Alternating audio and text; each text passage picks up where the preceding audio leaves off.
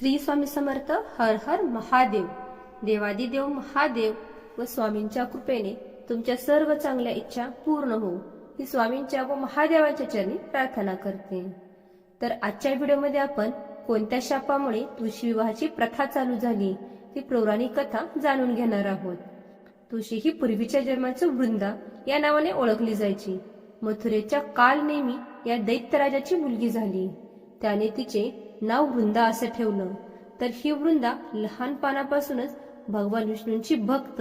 वृंदा जशी मोठी झाली तसं तिचं लग्न जालंधर नावाच्या राक्षसाशी करून देण्यात आलं. आता हा जालंधर कसा जन्माला याची पण एक कथा आहे. स्वर्गाचा राजा इंद्र आणि महादेव शंकर यांच्यात एकदा भांडण झालं आणि दोघांची लढाई सुरू होती. त्यात शंकराने रागाने त्याला तिसरा डोळा उघडला. परंतु देवांचे गुरु बृहस्पती यांनी यामध्ये मध्यस्थी केली. त्यांनी शंकराची विनवणी केली की यातून कोणत्याही विध्वस्त घडवू नका, इंद्राला माफ करा. शेवटी शंकरांनी त्यांच्या विनंतीला मान दिला आणि आपला डोळा एका समुद्रावर केंद्रित केला व आपल्या डोळ्यातील आग तिथे सोडली. त्यातून एक राक्षसाचा बाळ जन्माला आलं. तोच हा जालंधर नावाचा एक राज्यही निर्माण करण्यात आलं. हा जालंधर शूर होता, पराक्रमी होता, पण तितकाच घमंडी, गर्विष्ठ आणि सत्ता पिपासूही होता. त्याचं लग्न वृंदाशी झालं आणि त्याला तिच्या पुंजेचं फळ मिळालं. तिच्या पतिव्रत्याचे सामर्थ्य मिळालं. असं म्हणता येईल की तिने आपल्या नवऱ्याला सुखासाठी आणि जीवनासाठी एक सुरक्षा कवचच निर्माण केलं. तो जेव्हा युद्धाला यायचा त्यावेळेस वृंदा पूजेला बसायची आणि तो परत येईपर्यंत तिथून हालायचीही नाही.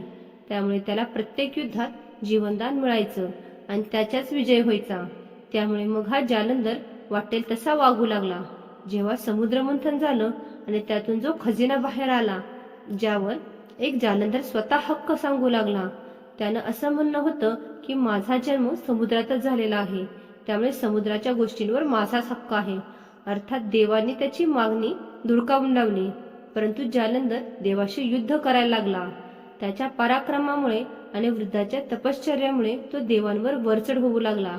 मग सगळ्याच देवांनी विष्णूंकडे धाव घेतली. सगळे देव विष्णूला विनवणी करू लागले की जालंधराचा नायनाट करा.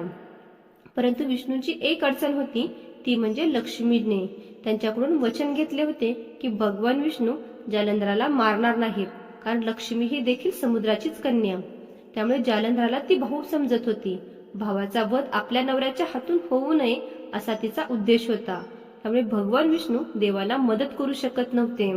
याचा परिणाम हाच झाला की शेवटी युद्धात जालंधराचा विजय झाला आणि जालंधर हा स्वर्ग, पृथ्वी आणि पाताळ या तिन्ही लोकांवर राज्य करू लागला.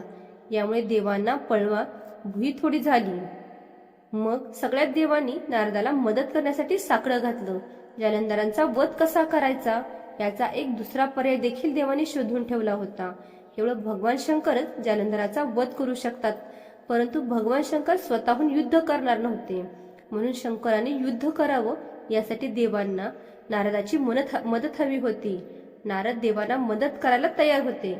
ठरल्याप्रमाणे नारद जालंधरला भेटायला गेले आणि तेथे त्यांचं बोलणं सुरू होतं. नारदांनी त्याच्याकडे असलेल्या सगळ्या गोष्टी सांगितल्या. नारदांनी त्याचं कौतुक केलं, पण म्हणाले की हे सगळं छान आहे, पण जालंधर तुझ्याकडे कैलासच पर्वत नाही. आणि नारदाने कैलास पर्वत किती सुंदर आहे याचं वर्णन करायला सुरुवात केली. त्याचबरोबर देवी पार्वतीचे सौंदर्याचंही वर्णन केलं. नारदांचे ते सगळे बोलणे ऐकून घमंडी जालंधरला वाटायला लागलं, जगातल्या सगळ्या चांगल्या गोष्टी आपल्याकडे असावेत, कैलास आपल्याकडेच असावा आणि पार्वती ही आपलीच व्हावी. आणि मग अभ्यासापोटी जालंधर कैलास पर्वतावर आले. तो युद्धाला आला म्हणून भगवान शंकराने देखील युद्ध सुरू केलं. दोघांमध्ये घनघोर युद्ध सुरू झाले. तसा शंकराचा पराभव करणे कोणालाही शक्य नाही. परंतु वृद्धेच्या पूजेमुळे जालंधराचा वधही करता येत नव्हता. जालंधरला कोणताही रूप घेण्याची विद्या अवगत होती. युद्ध करत असताना त्याने शंकराचे रूप धारण केले आणि तो पार्वतीकडे जाऊ लागला. परंतु पार्वतीने शंकराच्या रूपातील जालंधरला ओळखले आणि तिने जालंधरांवरती हल्ला केला. जालंधर पळून गेला. मग पार्वती विष्णूंकडे गेली आणि म्हणाली, जालंधरने आता मला फसवायचा कसा प्रयत्न केला तसाच तुम्ही वृंदा बरोबर करा. तिकडे वृंदा आपल्या नवऱ्याच्या विजयासाठी आणि दीर्घायुष्यासाठी पूजा करत बसलेली होती. जालंधर येईपर्यंत ती पूजेतून उठणार नव्हती. सगळे देव विष्णूंचा धावा करू लागले. परंतु यामध्ये विष्णूला वृंदाला फसवायचं नव्हतं, कारण ती त्यांची निस्सीम भक्त होती. परंतु तिकडे युद्धात जालंधराची हार होणे देखील गरजेचं होतं. म्हणून मग शेवटी देवांच्या विनंतीला मान देऊन विष्णूने जालंधरचं रूप घेतलं आणि त्या जालंधरच्या राजवाड्यात वृंदाच्या पूजे बसली होती तेथे गेले. जालंधरला तेथे पाहून वृंदा पूजेवरून उठली आणि तिने जालंधरच्या पायाला हात लावून नमस्कार केला. पण यामध्ये तिची पूजा भंग झाली आणि तिकडे शंकराने जालंधरचा वध केला आणि जालंधरचे शरीर म्हणजे शिर राजवाड्यात येऊन पडले. वृंदेला कळून चुकले की आपल्या समोर जालंधर म्हणून जो उभा आहे तो जालंधर नाहीच. म्हणून तिने विचारलं की माझ्या समोर उभा आहे तो कोण आहे. मग विष्णू आपल्या मूळ रूपात परत आले.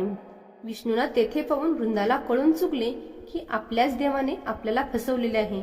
म्हणून वृंदा चिडली आणि तिने विष्णूला शाप दिला की तुम्ही हृदयशून्य दगड आहात, तू आता दगडच होशील. त्याचबरोबर विष्णू दगड झाले आणि त्यालाच शाळीग्राम असेही म्हणतात. बघता बघता हा शाळीग्राम मोठा होऊ लागला आणि सर्व जग व्यापू लागला. त्यामुळे संपूर्ण ब्रह्मांडाला म्हणजे भूमंडळाला धोका निर्माण झाला. मग परत सगळे देव आणि लक्ष्मी देखील वृंदेची प्रार्थना करू लागले. शेवटी जगाच्या कल्याणासाठी वृंदेने आपला शाप मागे घेतला. जालंधरचं शिर आपल्या मांडीवर घेऊन वृंदेने अग्नीत प्रवेश केला. तिची जळून खाक झाली. त्या राखेतून एक वनस्पती बाहेर आली. तिचंच नाव विष्णूंनी तुळशी असे ठेवलं. त्यानंतर विष्णूंनी तुळशीला वरदान दिलं की तुळशी बरोबर नेहमी शाळीग्राम असेल. तुळशीचे रोप प्रत्येक घरात लावलं जाईल आणि त्याची पूजाही केली जाईल. विष्णूला जे काही अर्पण केलं जाईल त्यावर तुळशीपत्र असेल. म्हणूनच असं म्हणलं जातं की तुळशीपत्र ठेवलेली कोणतीही वस्तू विष्णूंपर्यंत पोहोचते. मग तो नैवेद्य असू द्या, दान दिलेले धन असो किंवा आणखी काही. ही घटना कार्तिक महिन्यात घडली म्हणूनच या दिवसात तुळशी विवाहही केला जातो. हा तुळशी विवाह करताना तुळशीला सौभाग्याची लेणीही दिली जातात. लग्नाचे सगळे विधी केले जातात आणि लग्न लागल्यानंतर फटाक्यांची आताशबाजीही केली जाते. तर अशा प्रमाणेच तुळशी विवाह का साजरा केला जातो, तुळशी विवाहाची काय कथा आहे ही आज मी तुम्हाला या व्हिडिओमध्ये मी सविस्तर सांगितलेली आहे. तुम्हाला हा व्हिडिओ कसा वाटला कमेंट करून मला नक्की सांगा. चॅनलवरती अजूनही तुम्ही नवीन असाल तर आपल्या स्वामी संदेश वास्तू टिप्स या चॅनलला सबस्क्राईब करा. श्री स्वामी समर्थ. हर हर महादेव.